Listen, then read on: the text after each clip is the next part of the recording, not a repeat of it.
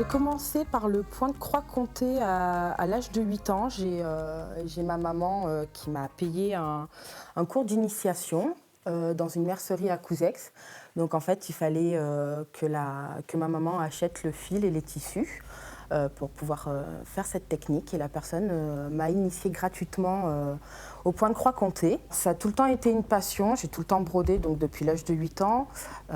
J'ai aussi fait de la couture. Et j'ai fait un bac couture industriel à Valadon, qui ne m'a pas plu dans le sens où je ne travaillais pas suffisamment avec mes mains.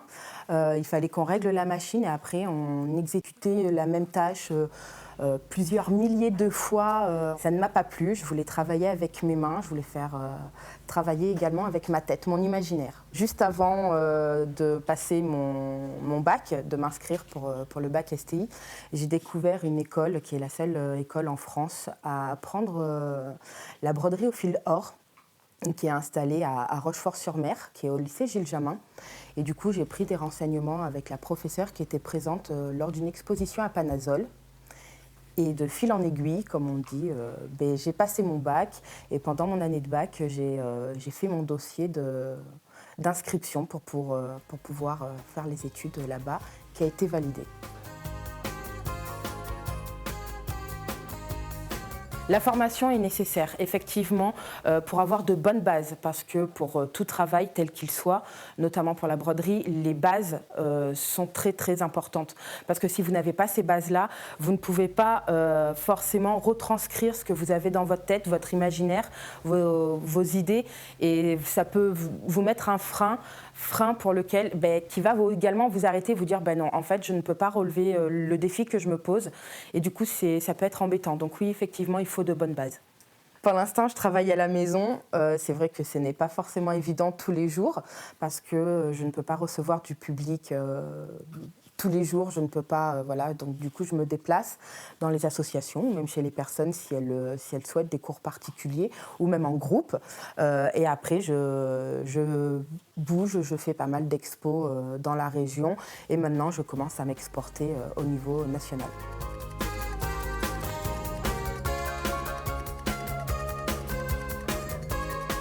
Souvent en démonstration, vous faites une technique assez impressionnante où vous travaillez à l'envers. Cette technique-là s'appelle le crochet de Lunéville. Donc vous avez une école à Lunéville, dans la ville de Lunéville.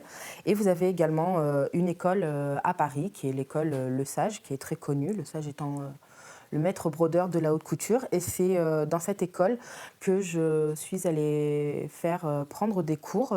J'ai effectué 10 semaines de formation professionnelle pour mieux maîtriser cette technique de crochet Lunéville que j'avais survolée lors de mon brevet des métiers d'art à Jamin. Lycée qui, lui, accentue énormément ses cours sur la technique de la broderie d'or et technique qui se travaille à l'aiguille et où il y a également énormément de points. Je suis en train de faire des licornes, donc chacune a sa spécificité. Là, par exemple, vous avez l'avandia, donc qui est violette, qui s'appelle l'avandia. Pourquoi ? Parce que vous pouvez voir que j'ai inséré de la vraie lavande dans la broderie que j'ai brodée. Donc, il va y avoir ces petits cheveux en laine de mouton teintés qui vont être posés.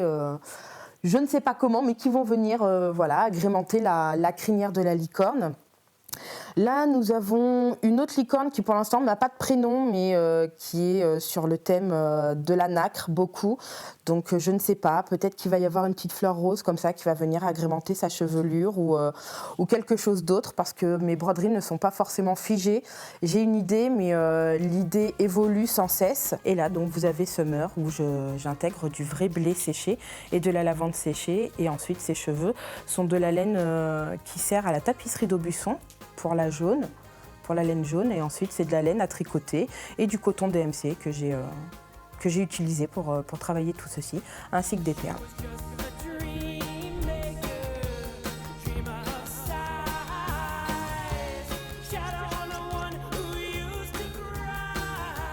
Il y a 1 ou 2 points pour, allez, une petite dizaine on va dire, pour maintenir la crinière Et puis Summer sera fini. La vie est faite de challenges et j'aime voilà, m'en donner et aussi réussir et dire que j'ai réussi grâce à moi. Et aussi, voilà, c'est une envie, c'est une passion. Donc du coup, ça ne me gêne pas des fois de travailler 18, voire des fois 20 heures d'affilée sur des pièces uniques, des commandes, qui me demandent énormément de temps, mais qui peuvent être difficilement chiffrables au niveau travail. Ce serait un patron qui me le demanderait, ça serait moins appréciable. Mais là, vu que c'est moi-même le patron, ça ne me dérange pas du tout. Et pour moi, je n'ai pas l'impression de travailler.